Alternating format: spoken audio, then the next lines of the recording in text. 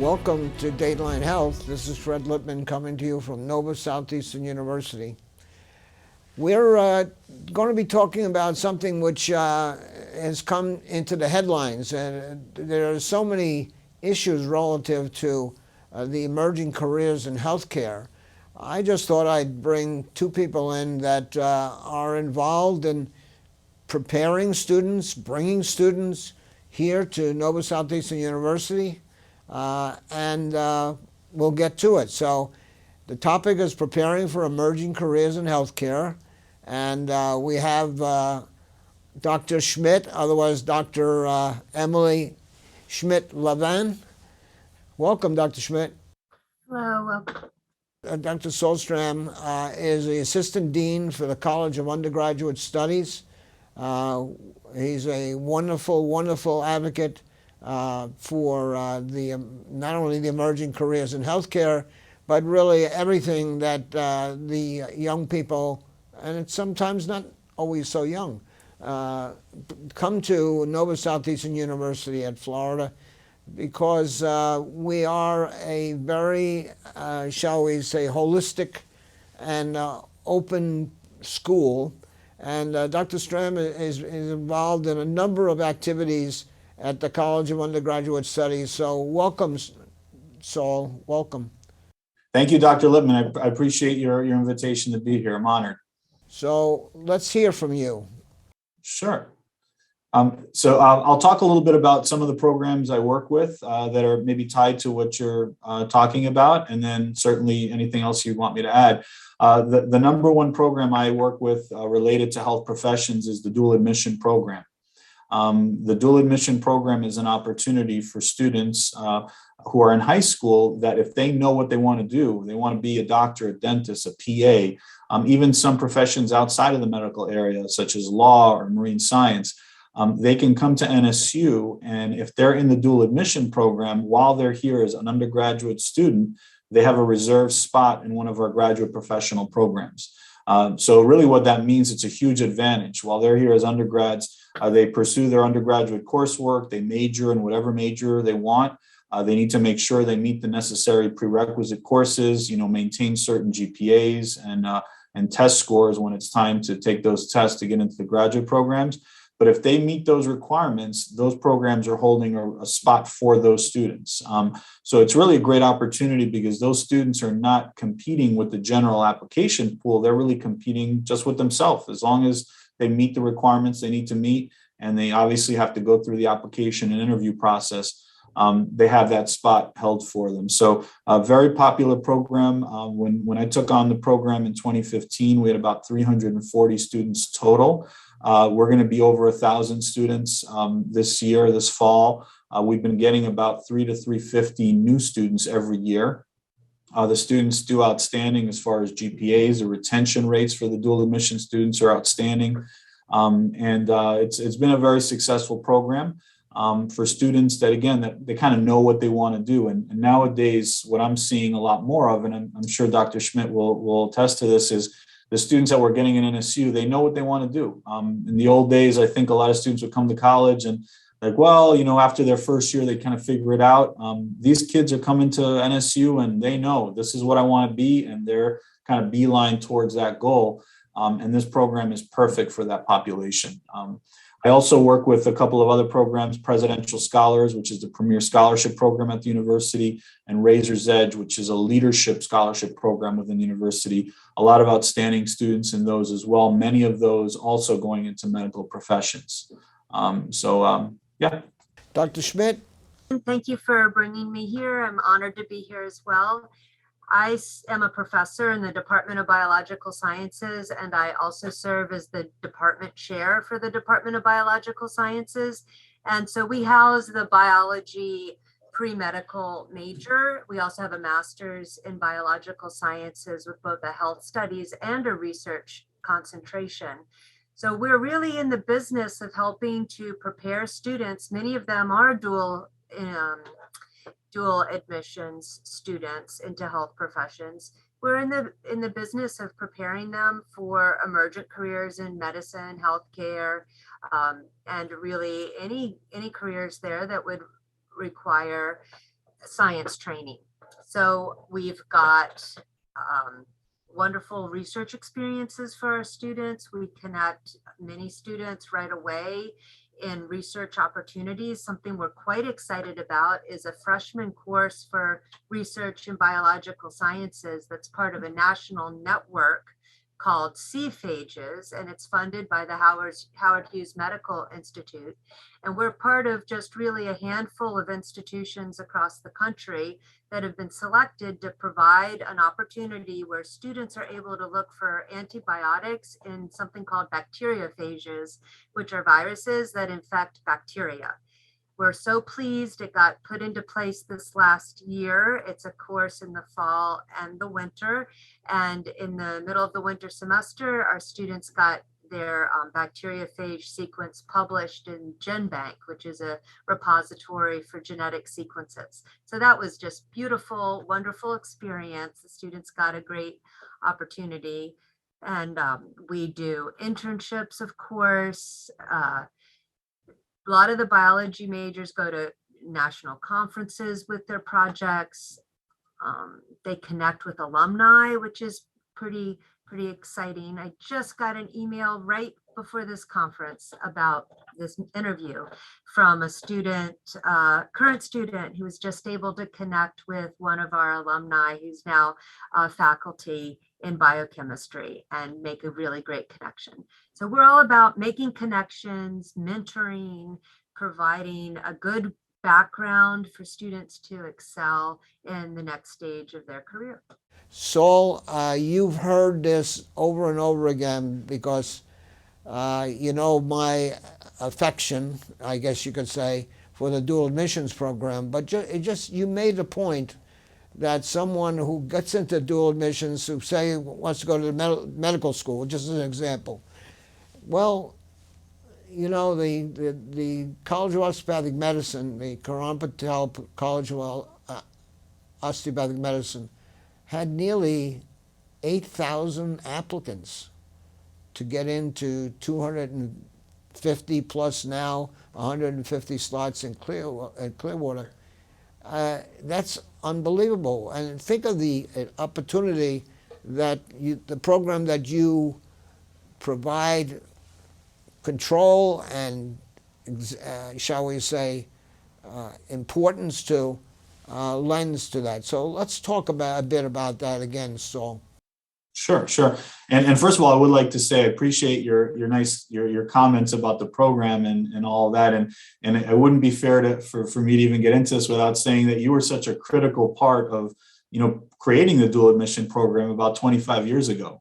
I could safely say that we probably wouldn't have a dual admission program if it wasn't for your efforts and your commitment. So, I really personally appreciate that, and we all do, and the students do. So, I wanted to make sure I mentioned that. And it's a great opportunity. The example you mentioned about the DO program is a perfect example.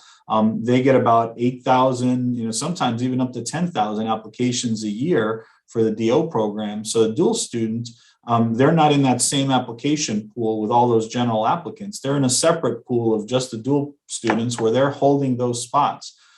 They still have to work hard. They still have to meet GPA requirements. For example, for dual DO, it's a 3.5. For dental, it's a 3.4. In some cases, it's a 3.3 or a 3.2. They still need to meet those GPAs throughout. They have to work hard as undergrads. But those GPAs are very generous compared to what students would need if they weren't dual. So if a student's not dual admission, they probably need a 3.6 or 3.7 in some of those programs, maybe even higher.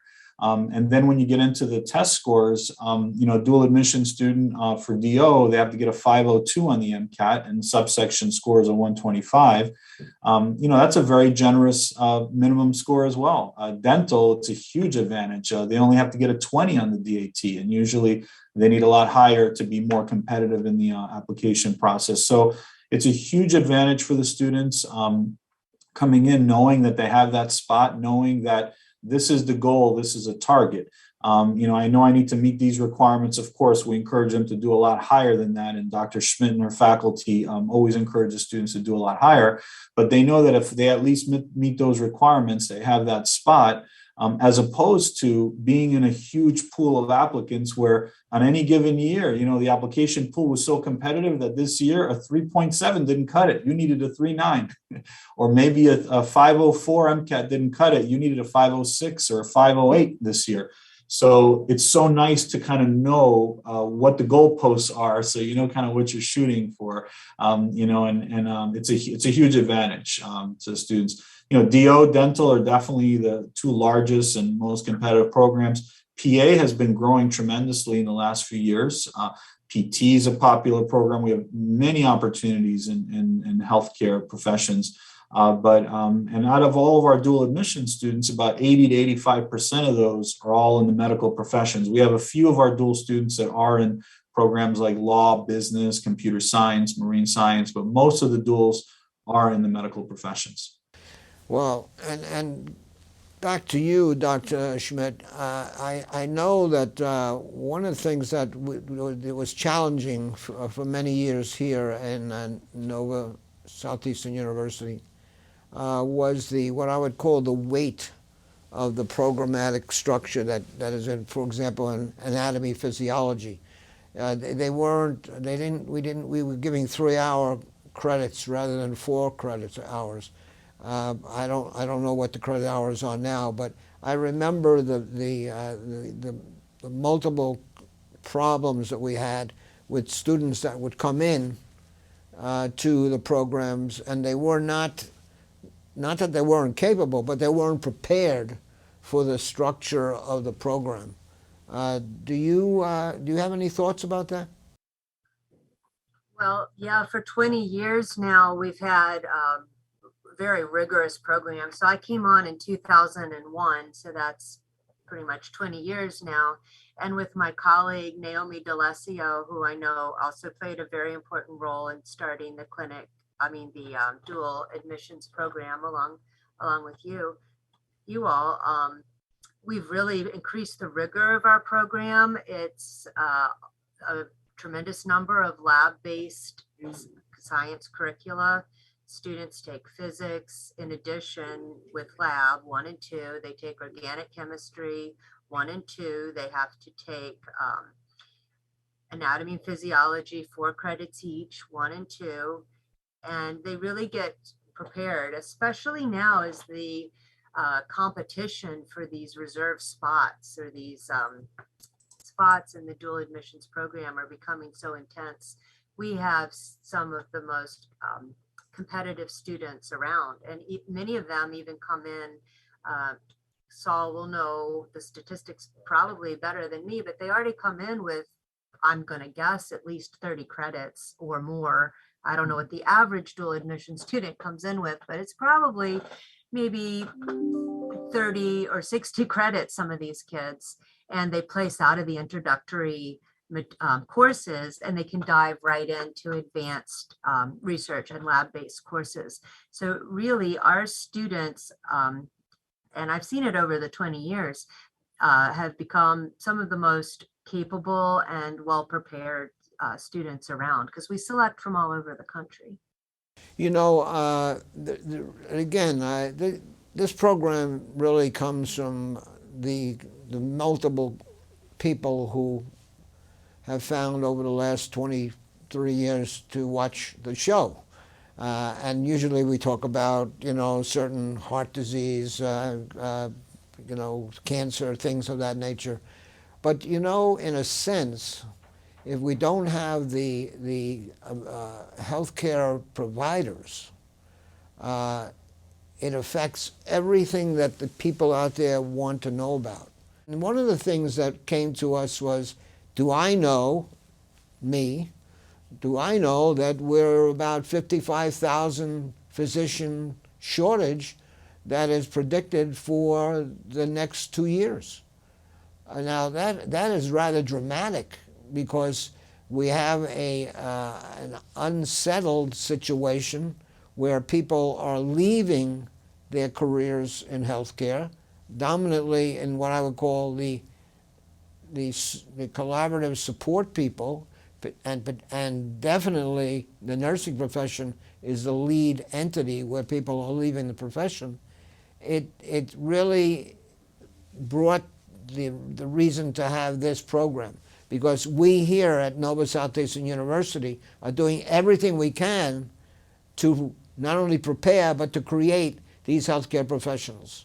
Saul, I know that you hear this all the time with the dual admissions interviews and otherwise, but now I think there's a movement afoot of people who are applying to our programs from throughout the United States. It's a bigger picture of what the admissions office, the undergraduate admissions, has done over the last few years, is really expanding their recruitment efforts across the country and even internationally. We have a good number of dual admission students from outside of the country, international students. But yes, I don't have off the top of my head the numbers, but a very high percentage of students that are coming in from out of state, like you said, West Coast, up north. Whenever I meet with dual admission students, and over the summer, now that they're kind of back home after the semester ends, almost all of my meetings are through Zoom because they're back home, and back home is usually California, New Jersey, Chicago. And so they're coming from all over the place. It's not a South Florida program anymore. It's really a national, international program. So it's a great opportunity. A lot of it, I think, has to do also with the good work at the university, the good work of our faculty, that the recognition of our programs overall have been stronger. I mean, students know about NSU around the country now. I mean, you go into an airport, and you have an NSU shirt on, and somebody will talk to you, say, oh, you know what, my cousin or my my nephew or my younger brother or sister or something. So everybody seems to know now what's happening here, which is great for the university and great for all of our programs. Well, it's very true, and not only that, but you find the people who have been educated here around the nation. I have just a little piece of information. My brother, my older brother, is over 90 years old. He's a veteran of World War II and was being counseled relative to his hearing problems. And he was talking, he said he's someone who communicates well. And he was saying that what a wonderful job this person was, this healthcare provider, this audiologist was. And then she turned around and said to him, well, the reason that I'm so capable is I came from the best audiology program in the United States. And he says, what was that? She said, have you ever heard of Nova Southeastern University? And he said, yeah, I think I know Nova Southeastern University. Do you know my brother? She says, oh my God, certainly I met him at graduation, and I introduced him to my parents. But I live in Scottsdale, right here where you are. So to me, that shows. It makes me happy. I should make all of us happy, particularly the academic focus. Yes, we have magnificent, I believe, individuals at the level of responsibility, the deans, associate deans, the faculty, but when you really get down to it, it's everything together. It's like coming into the library. It's like going into the Rexplex. It's like seeing the athletic events and everything that's attached to Nova Southeastern University's student-centric ideas. And I'm sure that must come back to both of you, because the people that you educate are the people that the people out here have been asking about. What are we doing about the emerging careers in healthcare? Well, I think we've given them a pretty good idea. Mm-hmm. Agreed. What do you think, Dr. Schmitt? Well, one of the joys that we've developed in the department here is an alumni website. And we have over 200 former students that give a little bio to that website, get their little dot on our map, and agree to be part of a network where anyone can contact a grad.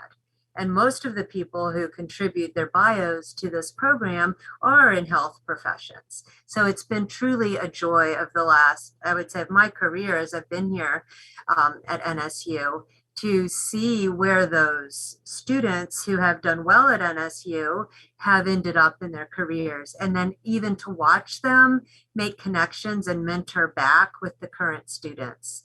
And I think we see a real great connection there, and really bringing together the NSU community. Well, I think, Dr. George Hanbury, our president, I've been through so many years of working with him, for him, alongside of him, and his desire, which is correct, is to let the rest of the country know that we are preeminent.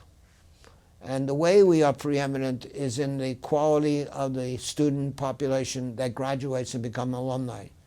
I can only tell you that we're focusing, I know, we're going to be focusing very, very much so in the next few years on creating more alumni opportunities for this campus. We're down to the last 2 minutes of the show, and I want to really thank you, Dr. Schmitt, because it's people like yourself that offer their minds and their knowledge to the young people that come to us. Sometimes they're not so young, by the way, but to the people that come to us.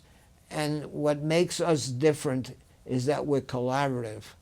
We work together as one NSU. What we do at this university is beyond amazing. I think the collaboration of I can tell you from the dual admission program perspective, it's really the true one NSU. It's working with all areas. I mean, for the dual admission program to run, it's a small shop. It's myself, and I have one other full-time person who right now we actually lost, so we're hiring the other position.